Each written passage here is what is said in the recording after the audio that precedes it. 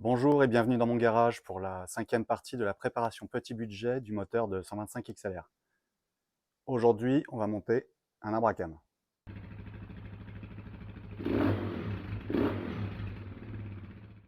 Alors on va pas se contenter de monter l'arbre à cam comme ça et mesurer les performances. On va avant tout mesurer les diagrammes de distribution de l'arbre à cam d'origine et le comparer avec l'arbre à cam que je vais monter dedans. Donc vous n'allez pas bien voir, mais c'est des profils de cam totalement différents. Alors, ça ne veut pas dire que les ouvertures, les temps d'ouverture sont très différents.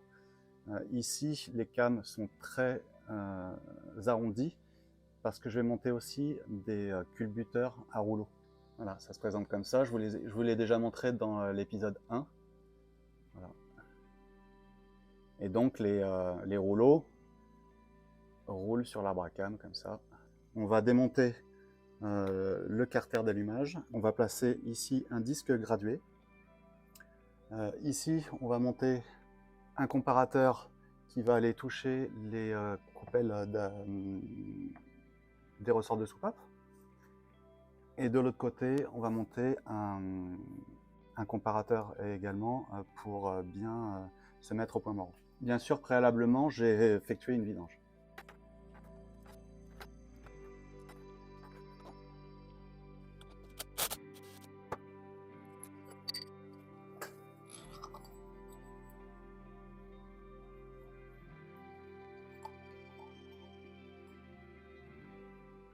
Pour le moment, je monte le disque gradué directement sur le repère T, mais on fera un réglage, je vous montrerai comment faire un réglage précis avec le comparateur. La première chose qu'on doit faire quand on veut mettre vraiment un moteur au point Moreau, c'est de se fabriquer un repère avec, là ça sera un morceau de cintre, vous pouvez prendre aussi un morceau de fil de fer, c'est de se fabriquer un repère qu'on pourra mettre devant le disque gradué. Celui-ci ne conviendra pas parce qu'il est trop loin, et l'avantage du fil de fer, c'est que vous allez pouvoir le bouger aussi. Donc ce qu'on va faire là, c'est courber ici le fil de fer pour pouvoir le fixer avec une vis ici et des rondelles, et le courber pour qu'il vienne vraiment devant le disque gradué.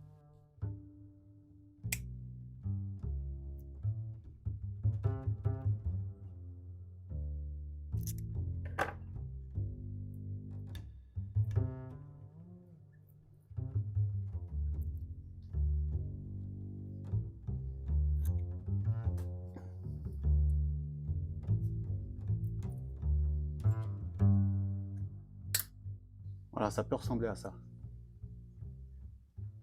Un peu pointu pour avoir une lecture plus précise.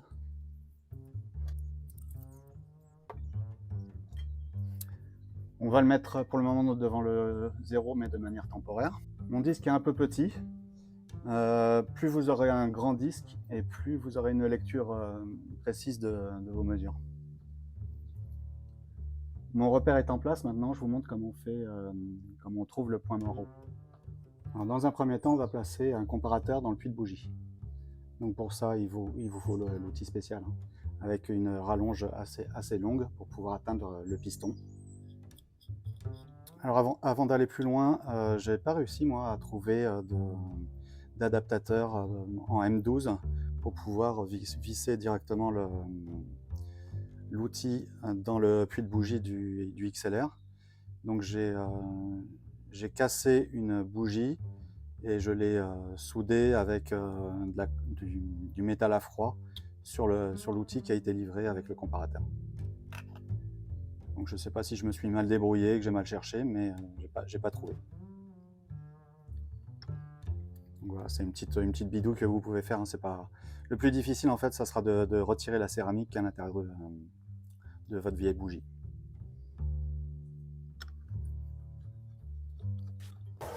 Là, pour les besoins de la vidéo, je vais bouger pas mal le support moteur avec le moteur dessus. Bien sûr, ne le faites pas. Là, c'est vraiment pour vous montrer, ne le faites pas parce que vos mesures vont être faussées à chaque fois que vous allez bouger. Ça va fausser vos mesures.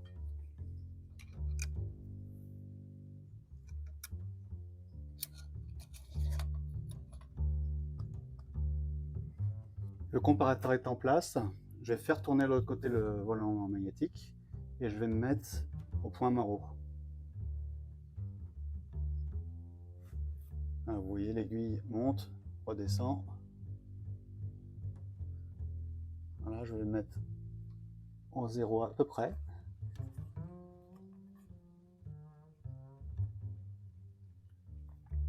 Je me mets au 0 à peu près comme ça. Ensuite, je vous rappelle, faites pas ça mettez-vous dans un environnement où vous n'aurez pas besoin de bouger le moteur.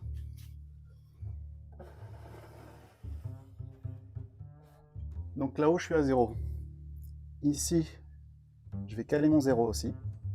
Donc avec la souplesse du fil de fer, je vais pouvoir me mettre... Alors, faut pas toucher le volant. Hein. Voilà. Je me mets sur le 0. Donc en haut, au point Moreau. Ici, sur le 0. Et là, je vais faire tourner mon vilebrequin de 2 dixièmes. Je vais faire descendre et monter mon vilebrequin de 2 dixièmes au comparateur. D'abord, je vais le faire descendre dans le sens de rotation. Donc je regarde ici.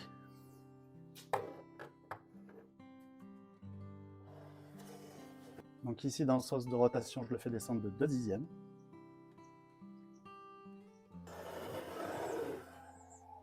Et ensuite, je vais regarder ici de combien de degrés je suis parti à partir du 0 en ayant descendu le piston de 2 dixièmes. Donc là, je lis 7 degrés. Je me remets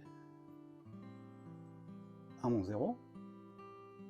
Et maintenant, je vais redescendre le piston dans le sens contraire de la rotation du moteur de 2 dixièmes aussi. Hop. Voilà. 80 aussi. Et je refais une lecture ici. Là, j'ai 351, ce qui veut dire que j'ai tourné de 9 degrés. Voilà, pour 2 dixièmes descendu au point Moreau dans un sens et dans un autre, dans le sens de rotation et dans le sens inverse. D'un côté, j'ai 7 et de l'autre côté, j'ai 9. Ce qui veut dire par rapport au 0 que j'ai décrété au départ, je suis décalé d'1 degré par ici. Donc ce qu'on va faire, c'est qu'on va se remettre au 0 ici. Et je vais décaler mon repère d'1 degré. Je ne sais pas si ça sera très visible avec les reflets, mais par rapport au 0 que j'avais décrété, je me suis décalé de 1 degré. Et là, j'ai mon point Moreau qui est parfaitement réglé de façon indirecte. Donc je vais refaire mes mesures hors caméra pour être parfaitement précis, et puis je vous reprends quand on attaquera la mesure des diagrammes. Alors vous allez me dire pourquoi on ne se contente pas juste de mettre le piston au point Moreau avec le comparateur et qu'on met le repère sur le 0.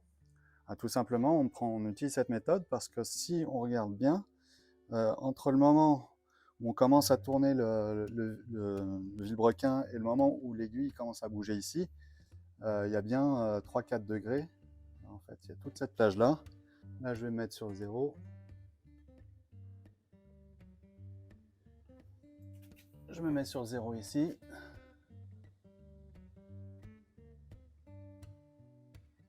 Voilà, ça commence à juste à bouger ici. J'ai déjà 2 degrés.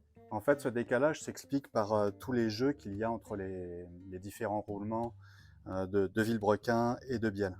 C'est pour ça qu'on mesure le point Moreau de façon indirecte.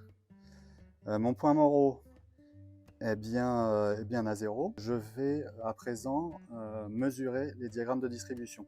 Pour ça, il faut placer un support et un comparateur dont l'embout va venir en contact avec la coupelle du ressort de soupape.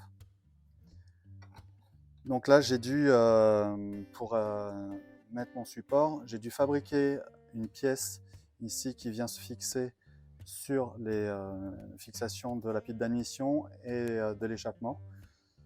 Vu que tout est en aluminium, bien sûr, c'était compliqué de pouvoir magnétiser ça. Il vous faudra un comparateur avec une rallonge. Il faut mettre en place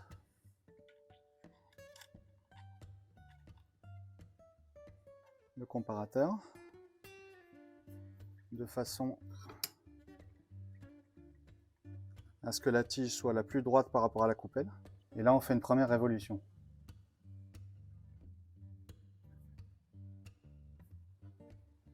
Voilà, on est au bout. Et là, il faut regarder si la tige n'est pas en contact, par exemple, avec l'écrou de serrage et qu'elle est toujours en contact avec la coupelle. Voilà, il faut que j'ai encore un petit peu de jeu ici. La première chose qu'on peut faire, c'est mesurer la levée de la soupape. Donc là, notre tige est bien sur la coupelle de soupape. La soupape est bien fermée. On commence à tourner le volant. Voilà, on va se mettre sur le 0. Soupape fermée. 1 mm. 2, 3, 4, 5, 6, 7, 7, 19. On fera l'échappement ensuite. Là, on est calé. On se remet sur notre point Moreau. Je suis bien à 0. Maintenant, on va mesurer le diagramme de la distribution de la soupape d'admission. Alors, on ne va pas faire le relevé de cette mesure à partir du moment où la soupape commence à s'ouvrir. Ça serait trop imprécis. Alors, par convention, on relève la valeur après que la soupape s'est ouverte de 1 mm et on regarde sur le disque gradué combien de degrés il reste pour aller jusqu'au point Moreau. Là, ma soupape d'admission est complètement fermée. Je vais l'ouvrir d'1 mm.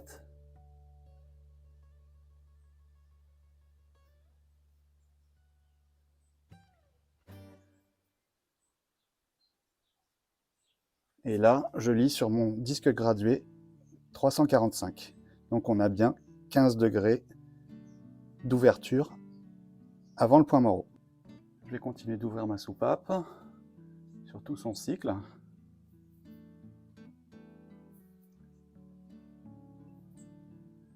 Voilà, là elle est complètement ouverte. Elle se referme.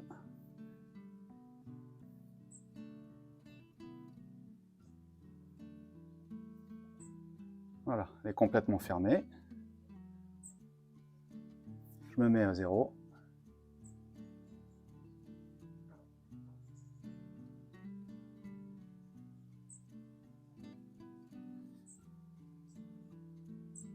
Et maintenant, je la rouvre d'1 mm.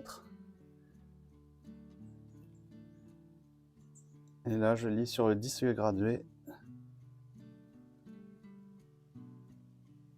197. Donc on a un retard fermeture admission de 17 degrés. Contrairement à ce qui est annoncé, on nous annonce 20 degrés. Une fois qu'on connaît ces valeurs, on peut facilement déterminer le temps total d'admission. Ça correspond à l'avance ouverture admission, plus 180 degrés, plus le retard fermeture admission.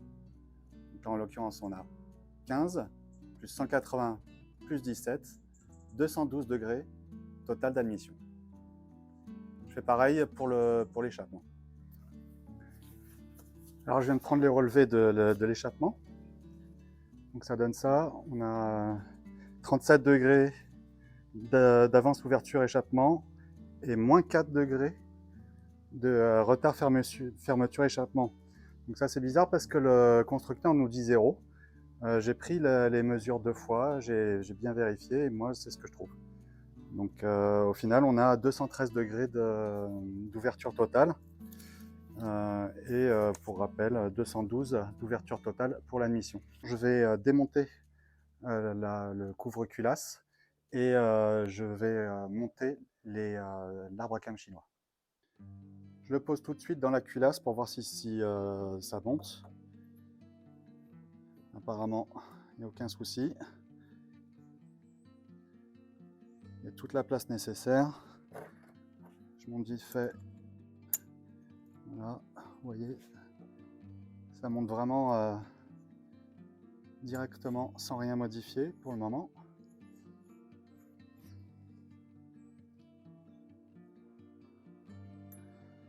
Donc là, je répète, hein, c'est un arbre à cames pour 230 CRF. N'essayez pas de monter ça dans un moteur de XLR avant 1998, ça ne montera pas. Hein. C'est pas les mêmes diamètres de roulement, et donc vous n'allez pas pouvoir le poser. Ok, prochaine étape.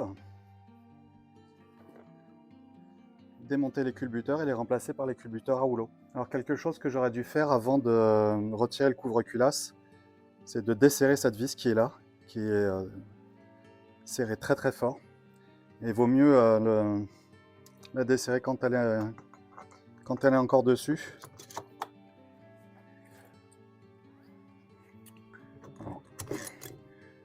J'y ai pas accès s'il y a l'arbre à cames. Donc non en fait. Je vais la reposer dessus.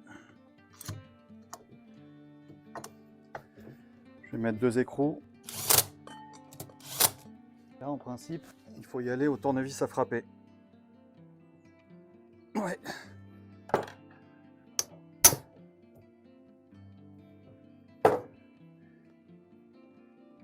On est beaucoup plus à l'aise avec un support de moteur et en ayant le couvre-culasse monté pour dévisser cette vis. Sinon, il faudrait le mettre dans l'étau avec tous les risques que ça comprend d'endommager le plan de joint ou de serrer trop fort et d'écraser. C'est pas de l'acier très épais, hein, donc c'est quand même relativement fragile. C'est costaud à ce niveau-là parce qu'il y a une force de serrage ici sur les paliers. Mais sinon, c'est quand même assez fragile, il ne faut pas le prendre dans l'étau n'importe comment, donc le mieux c'est encore de le mettre sur la culasse. Bon, à partir de là, c'est assez simple, hein, il suffit de retirer cette vis qui va tenir les axes des culbuteurs. Cette plaquette qui les maintient en place.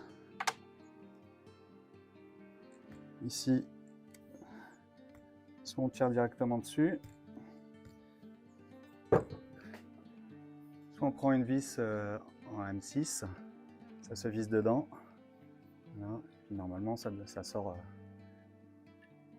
tout seul.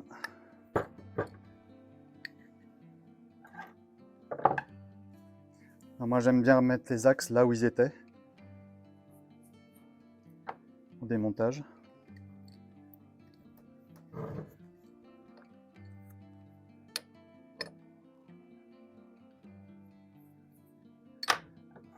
Donc là, vous voyez, il y a un petit méplat là sur l'axe.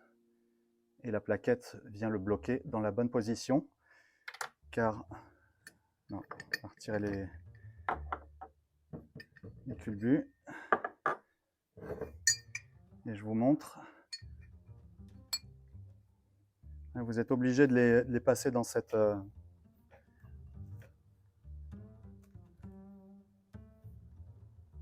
Alors en fait, c'est un détrompeur. Parce que le goujon passe à l'intérieur là. Je vais couper la caméra, je vais nettoyer le plan de joint. Voilà, tout est propre, on va pouvoir remonter avec les nouveaux culbuteurs. Alors, ils sont exactement faits comme les culbuteurs d'origine, à part les rouleaux. Alors, on met de l'huile sur les axes. Hein. Je vais en mettre aussi dans les rouleaux un peu.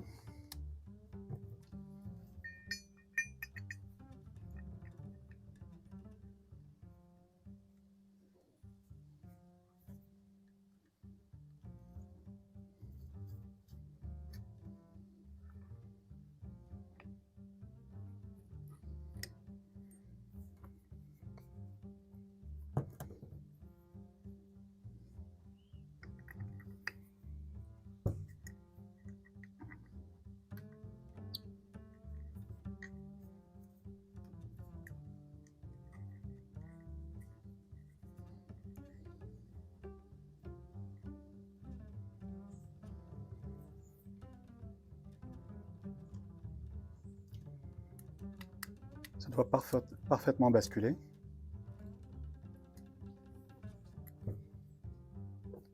Là, par curiosité, je vais mettre mon arbre à cam ici, voir comment ça fonctionne.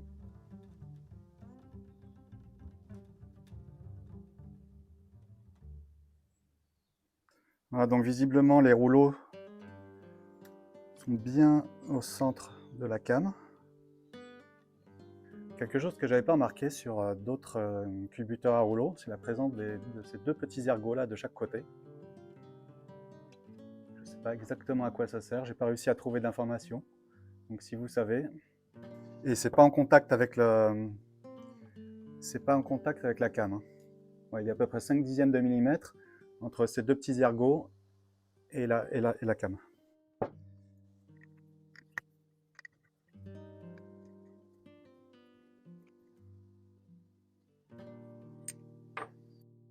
Là, j'aligne à nouveau les axes pour pouvoir remettre la plaquette ici et que les trous soient libres.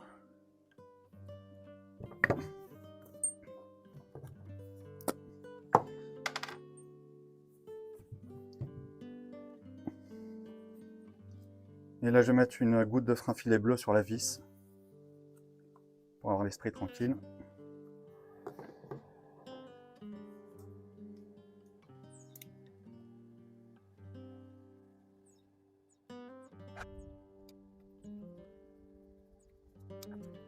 Je vais bloquer également la vis avec le tournevis à frapper. Donc je remonte temporairement sur la culasse. Hors caméra, j'ai fait un montage à blanc, ceci pour m'assurer que les spires de soupape ne sont pas jointives. C'est-à-dire que lorsque le culbuteur appuie sur la soupape et son ressort, c'est pour s'assurer que les spires ne se touchent pas. Donc là c'est bon, j'ai fait 2 tours. Alors l'idéal, ça serait de mesurer ce jeu. Mais ici, j'ai pas réussi à passer de cale d'épaisseur. Je sens avec le doigt qu'il reste de l'espace entre les spires, mais je n'ai pas moyen de savoir exactement quel est ce jeu. Mes culbuteurs sont en place. Maintenant, on va contrôler l'espace qu'il y a entre les soupapes et le piston. Pour ça, il faut démonter la culasse. On va placer une couche de pâte à modeler sur le piston. On va faire quelques tours au moteur. Et ensuite, on mesurera l'épaisseur sur la pâte à modeler.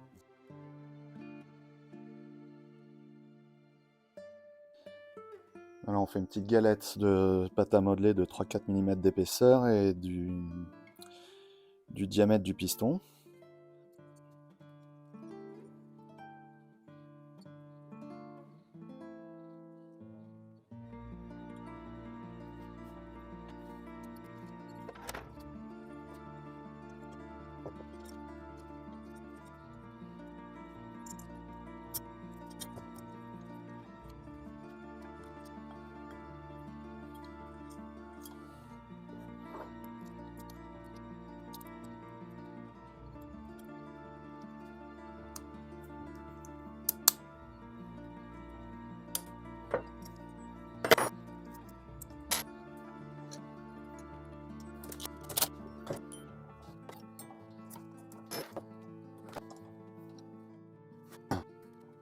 Allez, on va lui faire 2 tours.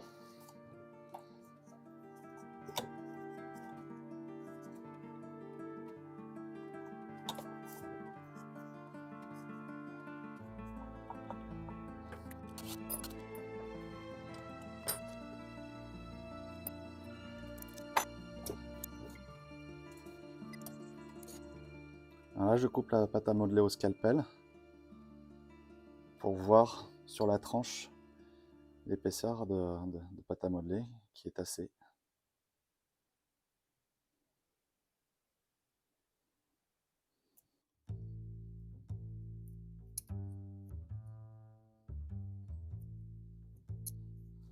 Alors là, on est côté soupape d'admission. J'essaie de me caler là où la valeur est la plus faible. 1,54 mm. Et côté échappement, on voit qu'il y a vraiment beaucoup plus de place. Il faut faire attention de ne pas tasser la pâte à modeler, hein, juste mettre en contact côté échappement, je mesure 2,86. On peut aussi mesurer le jeu qui est entre la calade du piston et la culasse. C'est cette partie-là.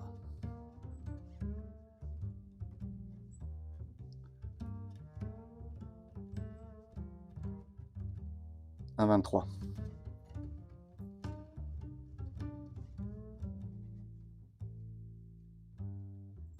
Bon, pour moi, c'est des valeurs qui sont correctes. On va pouvoir s'attaquer au montage définitif.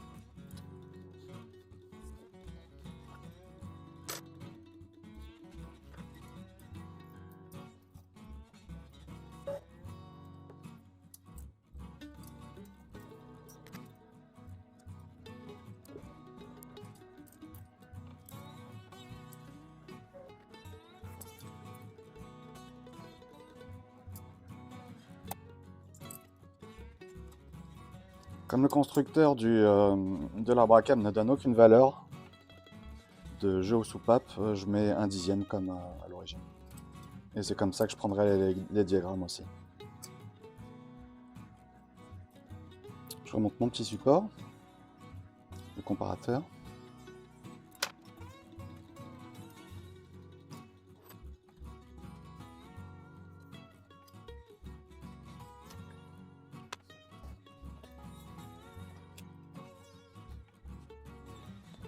Donc maintenant, on va relever nos diagrammes de distribution de cet arbre à cam. On va commencer par l'échappement. Donc là, je suis bien au point mort. Je place mon 0 à l'endroit où l'aiguille commence à bouger. Voilà.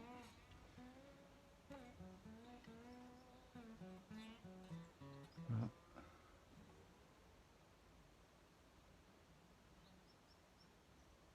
Ma valeur 1 mm.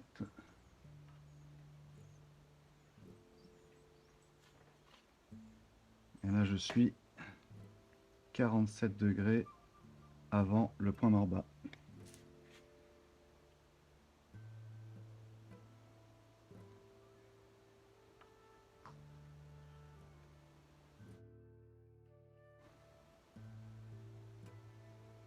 Ma soupape se referme.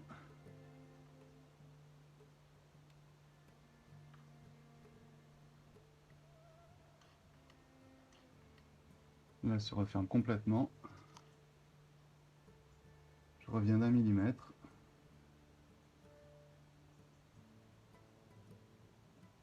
Top. Et là, je lis 4 degrés après le point mort. AE 47, RFE 4. Je vais prendre la levée. Donc là, ma soupape est tout en haut.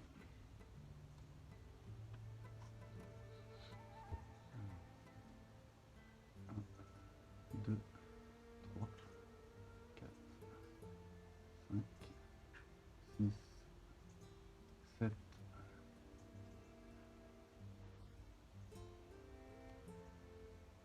7,43. On passe à l'admission. Là, je suis avant le point mort. Mon aiguille est à 0 et ma soupape est complètement fermée.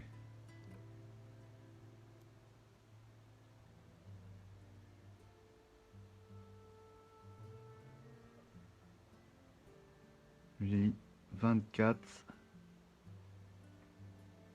degrés avant le point mort. Elle s'ouvre, elle se referme, elle est complètement fermée. Je reviens d'un millimètre et là je lis 26 degrés après le point mort bas. Je referme complètement ma soupape et on va prendre la levée. Je suis bien sur 0.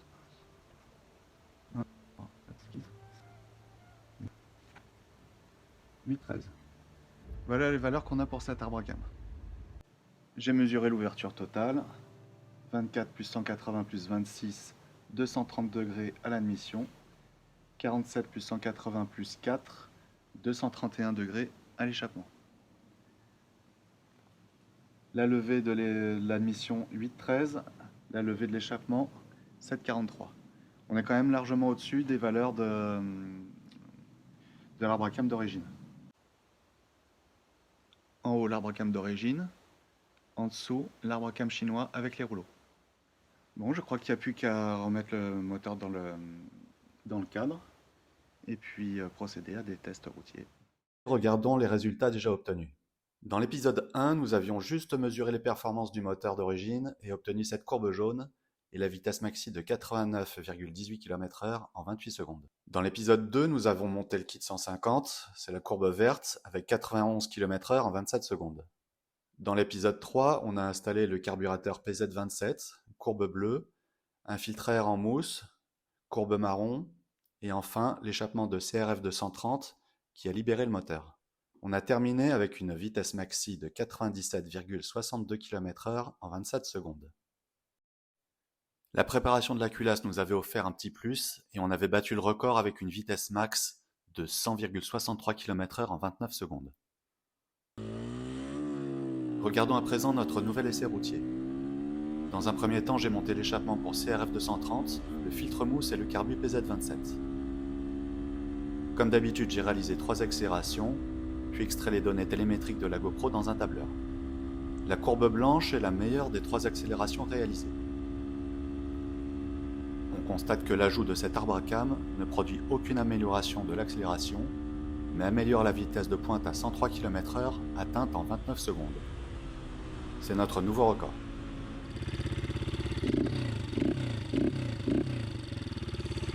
Je viens de repasser à l'hôtelier pour monter la boîte à air modifiée et le PW430.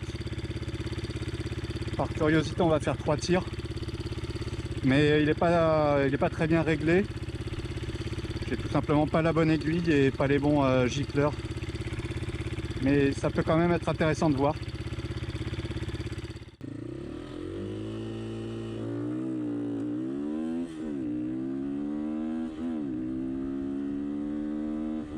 La courbe bleue est la meilleure des 3 accélérations réalisées. Malgré les réglages hasardeux du carbu, on voit une nette amélioration de l'accélération à partir de 45 km/h. On bat notre précédent record de 103 km/h 3 secondes plus tôt, et on atteint 104 km/h en 27 secondes. J'ai l'impression que l'accélération est bien meilleure, et en même temps, j'ai l'impression que le carburateur est super mal réglé. La transition entre les bas régimes et les mi-régimes est horrible. Et ça, j'ai toujours eu ce problème avec ce gros carburateur. Mais j'ai bien envie de faire des tests avec un carburateur plus petit et d'autres aiguilles. Quand je pars des très bas régimes,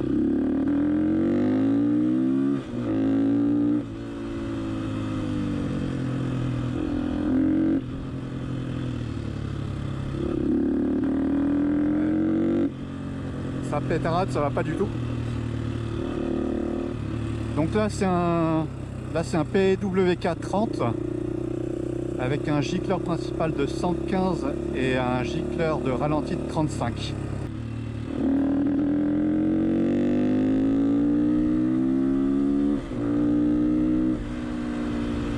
Par contre, passer un certain régime, c'est très sympathique.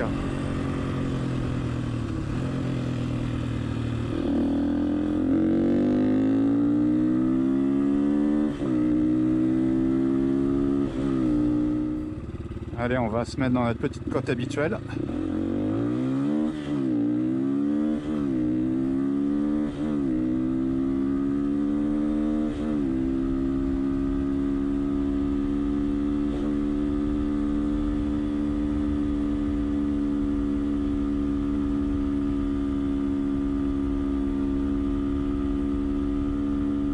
J'ai jamais monté à cette vitesse-là dans cette côte.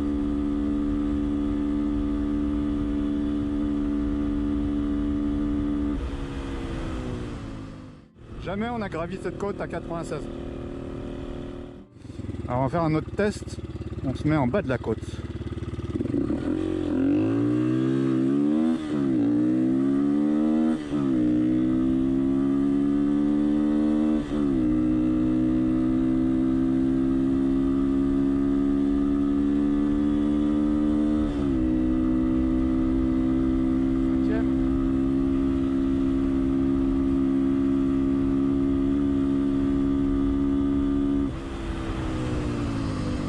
Ok.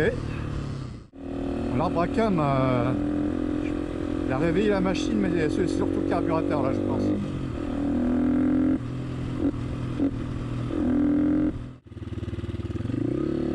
Vitesse maxi 108 au GPS là.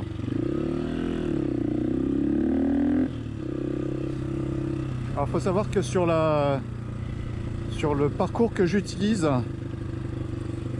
pour faire mes essais chronométrés, déjà c'est pas très long, donc j'atteins jamais la vitesse maxi vraiment. Et en plus c'est en côte, assez sévère, et c'est pour ça que j'ai choisi ce parcours, c'est pour qu'il y ait un peu de charge. Allez, on va rentrer à la maison et puis on extrait les courbes. Et comme d'habitude, on prend les compressions à chaud.